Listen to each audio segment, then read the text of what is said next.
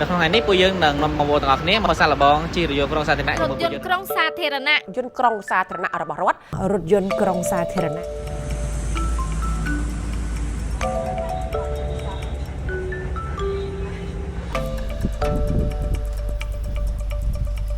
នៅពេលដែលយើងគិតទៅដល់ឡានក្រុងសាធារណៈយើងតែងគិតទៅដល់ក្លិនល្អចាំឡានយូរក្តៅស្ទះចរាចរណ៍លាក់នឹងឡា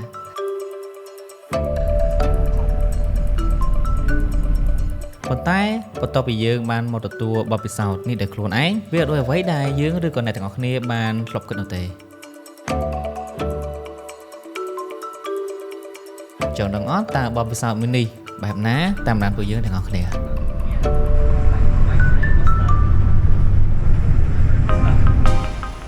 នេះជាចំណតរងចាំឡានក្រុងមួយនៅរាជធានីភ្នំពេញហើយយើងនឹងមកអង្គុយរងចាំឡានក្រុងនៅទីនេះអរុនសុស្ដីទៅកាន់បងប្អូនទាំងអស់គ្នានៅក្នុងថ្ងៃនេះពួកយើងនឹងនាំបងប្អូនទាំងអស់គ្នាមកសាកល្បងជិះរថយន្តក្រុងសាធារណៈជាមួយពួកយើងទាំងអស់គ្នាហើយឥឡូវពួកយើងនៅគោលដៅសាលាជាគ្រប់គ្រងហើយជាគោលដៅរបស់ពួកយើងចង់ទៅសាកលវិទ្យាល័យកសិកម្មព្រៃលៀប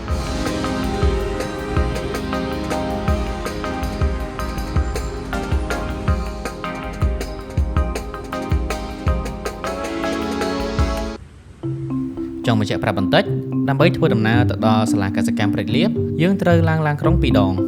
ដោយសារតែមិនមានឡានក្រុងណារត់ផ្ទាល់ពីសាកលវិទ្យាល័យជាគ្រប់គ្រងទៅសាលាកសិកម្មព្រៃលៀបនោះទេដូច្នេះហើយយើងត្រូវធ្វើដំណើរតាមខ្សែឡានទី 1A រួចហើយឈប់នៅរំពង់មូលគួយកណ្ដុងរួចធ្វើដំណើរបន្តតាមខ្សែឡានទី 6នៅក្នុងពេលឥឡូវនេះដោយសារវាជាពេលព្រឹកអញ្ចឹងនៅទីតាំងរបស់យើងមិនទាន់មានសភាពក្តៅអីទេហើយដោយសារមានដើមឈើនៅជុំវិញនេះផងដែរអញ្ចឹងវាជំរុញឲ្យបរិយាកាសជុំវិញនេះល្អចំណាប់អារម្មណ៍ដំបូងនៅពេលដែលខ្ញុំអង្គុយនៅទីនេះខ្ញុំមានអារម្មណ៍ថាទលាយ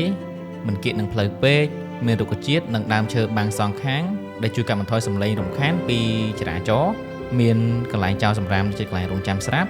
តែចំណុចនេះរៀងមិនបង្ហាញពីភាពផ្សារភ្ជាប់ទៅកាន់អ្នកថ្មើរជើងបន្តិចធ្វើឲ្យអ្នកថ្មើរជើងមានអារម្មណ៍ថាផ្លូវសម្រាប់ពួកគេដើរមានសភាពតូចចង្អៀត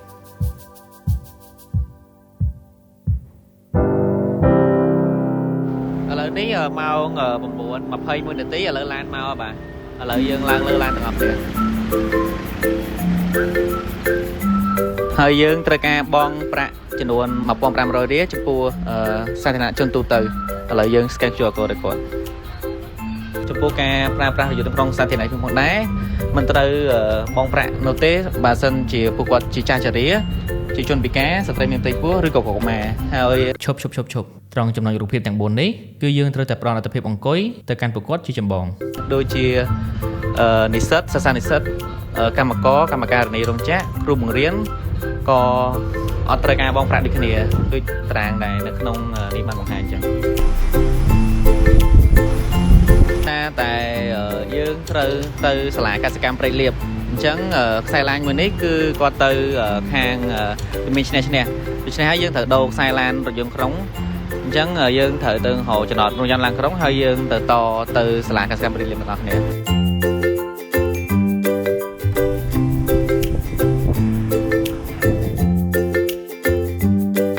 ឡូវយើងដល់កន្លែងដែលយើងត្រូវរងចាំឡានក្រុងចំណតទី2ដូច្នេះយើងត្រូវអង្គុយរងចាំនៅកន្លែងនេះហើយយើងនឹងបន្តទៅតាមផ្លូវលេខជាតិលេខ 6A ដើម្បីទៅដល់ទីតាំងរបស់ពួកយើង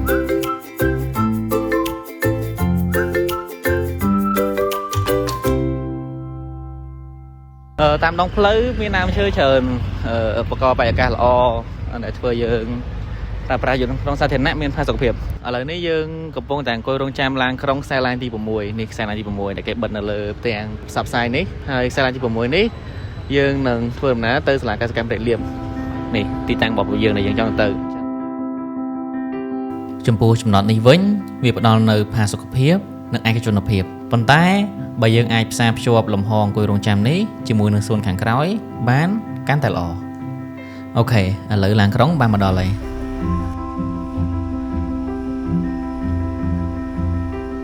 តាមពិតទៅធ្វើដំណើរតាមរថយន្តក្រុងសាធារណៈមានអីល្អដែរតាអស់លុយតិចមានផាសុកភាពប៉ុន្តែរៀងចំណាយពេលយូរបន្តិចនេះ គឺដោយសារតែយើងរងចាំឡានក្រុងនៅកន្លែងខុសហើយខកខានឡើងឡានមួយលើកទៀតផងដែលធ្វើឲ្យពួកយើងខាត់ពេលដល់ទៅ30ទៅ40នាទីជាទូទៅការចាំឡានក្រុងរយៈពេលតែ10ទៅ15នាទីអីឡានក្រុងនឹងមកដល់ហើយតាមពិតទៅបើយើងចង់លឿនហើយត្រូវគឺយើងត្រូវឡើងឡាននៅចំណតបង្គោលនៅទល់មុខស្ថានទូតបារាំងដែលយើងចុះលើកទី1នេះឯងដោយសារតែខ្សែឡានទី6នេះគឺជិះចេញពីចំណតធំរួចវងមកយកតាមចំណតគោលដៅនៅមុខស្ថានទូតបារាំងនេះដូចគ្នាដោយសារតែកំហុសមួយនេះហើយយើងចំណាយពេលដល់ទៅ1ម៉ោងកន្លះដើម្បីទៅដល់គោលដៅរបស់ពួកយើងទាំងដែលជាទូទៅយើងចំណាយពេលត្រឹមតែ40ទៅ50នាទីប៉ុណ្ណោះយើងអាចនឹងទៅដល់គោលដៅបាត់ហើយ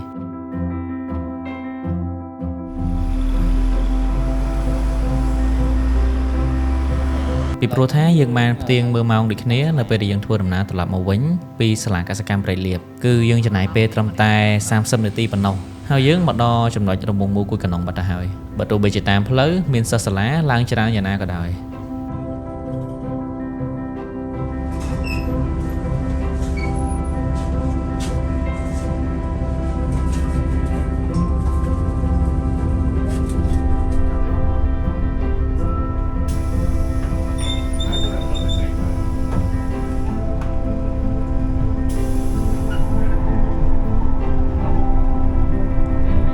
អ្វីដែលពិសេសតាមផ្លូវមកវិញនេះគឺយើងបានជួបជជែកលេងជាមួយនឹងប្អូនប្រុសម្នាក់ដែលគាត់ជានិស្សិតមកពីសាលា CDT ហើយគាត់នឹងប្រាប់ពីរបៀបឡើងឡានក្រុងទោះបីជាកន្លែងដែលគាត់ចេញពីសាលានោះគ្មានបង្គោលឬក៏ចំណតរងចាំត្រឹមត្រូវក៏ដោយ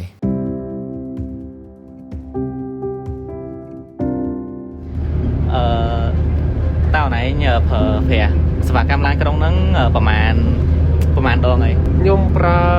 ទៅដល់បើរាប់ឥឡូវនេះ2ដងហើយអូខេហើយចង់សួរថាតើអារម្មណ៍វាមិននៅពេលដែលប្រើប្រាស់ឡានក្រុងហើយហេតុអីបានគិតថាប្រើប្រាស់ឡានក្រុងល្អលើកដំបូងខ្ញុំថាខ្ញុំមិនខ្លាចទេប៉ុន្តែអ្វីលើលោកនេះតែងតែប្លែកជាពិសេសលើកដំបូងហើយពេលខ្ញុំឡើងក្រុងលើកដំបូងខ្ញុំរំភើបថាជុំសេវាល្អមែនមានម៉ាស៊ីនជាមានរបៀបរៀបរយហើយអ្នកដែលឡើងក្រុងសុទ្ធតែមនុស្សអាចថាមានគុណភាពទាំងតែក្រុងឡានទាំងអ្នកបងនិងអ្នកជីទាំងអ្នកជីបាទចឹងដល់ពេលដែលអូនឯងអង្គុយរងចាំឡានក្រុងឬក៏ឈររងចាំឡានក្រុងតើអាទីតាំងដែលបងឯងអង្គុយឬក៏ឈរហ្នឹងមានអារម្មណ៍ថាម៉េចក្តៅត្រជាក់ឬក៏ល្អឬមានយោបល់អីទៅដល់មើលហ្នឹងខ្ញុំមិនឈរនៅកន្លែងអាចថា official ទេខ្ញុំឈរលើ sidewalk ជាប់នឹងហើយមានបកគោមួយអត់ទេអត់មានបកគោទេខ្ញុំឈរ5ថ្ងៃហ្នឹងព្រោះសារខ្ញុំចេញកន្លែងហ្នឹងវាដល់ក្រៅហើយវាខ្ញុំចេញពីសាលាខ្ញុំអញ្ចឹងណាខ្ញុំចេញពីសាលាអញ្ចឹងហើយដល់កន្លែងហ្នឹងអត់មានដំបូលអីជួយបាំង5ថ្ងៃអីទេអូខេអត់មានដំបូលទេគ្រាន់តែមានបកគោមួយសម្គាល់ថាកន្លែងចំណតអត់មានស្លាកសញ្ញាអីបង្ហាញថាកន្លែងហ្នឹងកន្លែងចំណតដូចខ្ញុំនិយាយអញ្ចឹងវាមិនមែនជាកន្លែង official ទេអញ្ចឹងឡានក្រុងឡើងមកយកបងឯងមិនទេខ្ញុំដាក់ដៃវាលេដៃឡើងទៅព្រោះសារចេះខ្ញុំឃើញសិស្សបងមួយចំនួនពួកគាត់លាដៃចេញចេះពេលនៅកន្លែងឈប់មិនស្តង់ដែរអញ្ចឹងសូកន្លែងឈប់មិនស្តង់ដែរយើងអាចធ្វើដៃចេះគេនឹងអាចមកយកយើងបានដែរបាទហើយ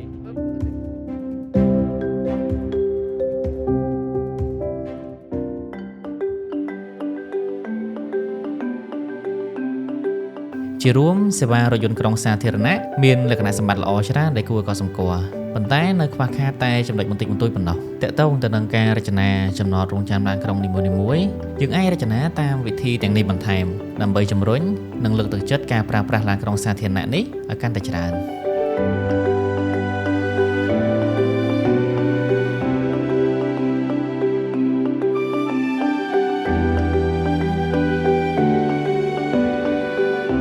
ពីឆ្នាំ2024មានគម្រោងស្ថាបត្យកម្មចំនួន6បានឈ្នះទៅលើការរចនាចំណតឡានក្រុងយើងដែលរៀបចំដោយ ECHE Group ក្នុងនោះគម្រោងស្នាដៃរបស់ស្ថាបត្យករកាំង ឋានរដ្ឋដែលជ្រើសយកទីតាំងចំណតរង្វង់មូលគួយកណ្ដុងបានជាប់លេខ1ទៅលើការរចនានេះ ដោយយើងបានឃើញការរចនារបស់គាត់បង្ហាញនៅការផ្សារភ្ជាប់កន្លែងអង្គុយរងចាំទៅកាន់សួនខាងក្រោយដែលអាចអនុញ្ញាតឲ្យអ្នកប្រើប្រាស់សួនខាងក្រោយអាចមើលឃើញឡានក្រុងចេញចូលបានគ្រប់ពេលហើយក្រៅពីនេះក៏បន្ថែមមុខងារល្អៗជាច្រើនដូចជាកន្លែងលាងដៃនិងទូសម្រាប់ដាក់សៀវភៅសម្រាប់អានជាដើម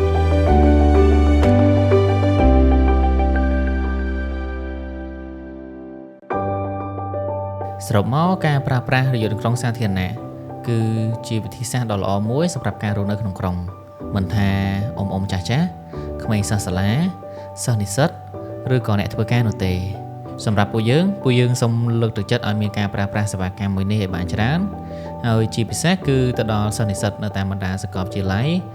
និងបុគ្គលិកនៅតាមបណ្ដាស្ថាប័នផ្សេងៗពីព្រោះថាវានឹងនាំឲ្យទីក្រុងយើងស្អាតគ្មានផ្សែងពុល